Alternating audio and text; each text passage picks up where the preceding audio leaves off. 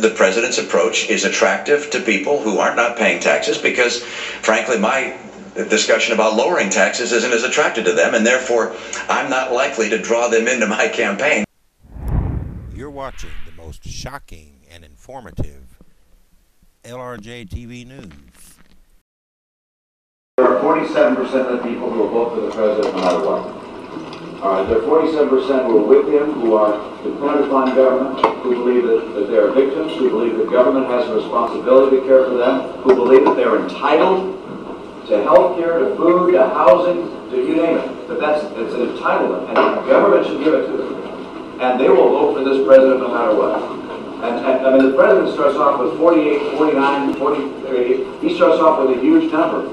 These are people who pay no income tax. 47% of Americans pay no income tax. So our message of low taxes doesn't connect. And you'll be out there talking about tax cuts for the rich. I mean, that's what they sell every 4 years. And so my job is not to worry about those people. I'll never convince them that they should take personal responsibility and care for their lives. What I have to do is convince the 5 to 10% in the Senate that are independent, that are thoughtful, that look at voting one way or the other depending upon, in some cases, emotion, whether they like the guy or not. You're not stepping away from anything you said in this video, are you? You're not backing away from anything. And do you worry you've offended this 47% who you mentioned? Well, you know, it's not elegantly stated, let me put it that way. I'm speaking off the cuff in response to a question, and I'm sure I could state it more clearly and in a more effective way than I did in a setting like that. And so I'm sure I'll point that out as time goes on, but we don't even have the question given the snippet there, nor the full response, and I hope the person who has the video would put out the full material.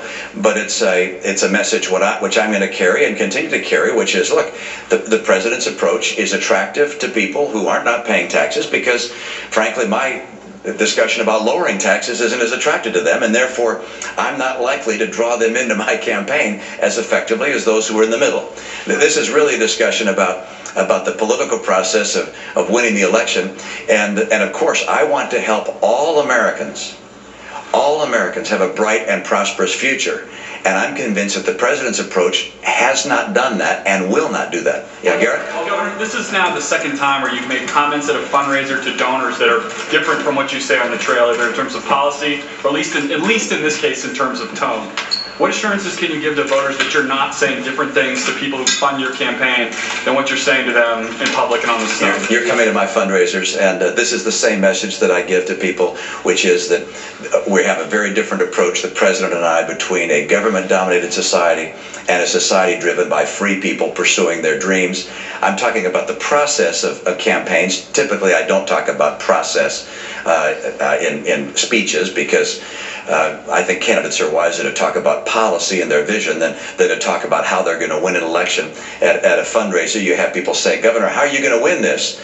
And so I respond, well, the president has his group, I have my group. I want to keep my team strong and motivated, and I want to get those people in the middle.